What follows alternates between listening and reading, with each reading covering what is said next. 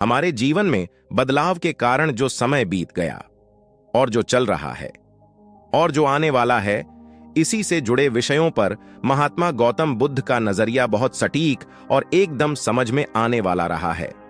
उन्होंने कभी किसी विषय को बहुत अधिक उलझा कर नहीं समझाया और अपने शिष्यों की सारी जिज्ञासाएं वे साधारण से उदाहरणों से ही हल कर दिया करते थे।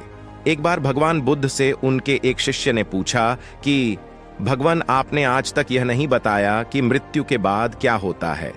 उसकी बात सुनकर महात्मा गौतम बुद्ध मुस्कुराए और फिर उन्होंने उससे पूछा, पहले मेरी एक बात का जवाब दो। अगर कोई कहीं जा रहा है और अचानक कहीं से आकर उसके शरीर में एक जहर भरा तीर लग जाए तो उसे क्या करना चाहिए?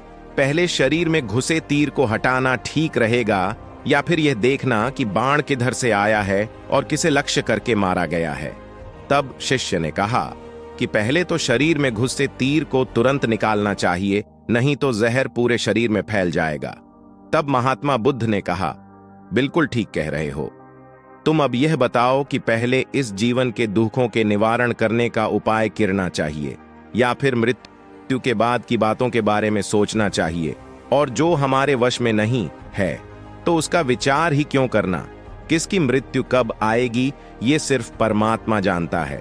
मनुष्य के हाथ में सिर्फ कर्म करना लिखा है। तो हमें उन विषयों के बारे में सोचकर वक्त बर्बाद करना ही नहीं चाहिए, और जो बातें हमारे हाथ में है ही नहीं तो हमें सिर्फ उन बातों के बारे में सोचना चाहिए जो हम कर सकते हैं। और शिष्य ये सब कुछ अब समझ चुका था और उसकी जिज्ञासा भी शांत हो गई थी। किसी भी इंसान को इन बातों के बारे में सोचकर समय नहीं गंवाना चाहिए जिस पर अपना कोई जोर ना हो, और हमेशा उन बातों के बारे में ही विचार करना चाहिए जो हमारी और आपकी परेशानियों को कम कर सके।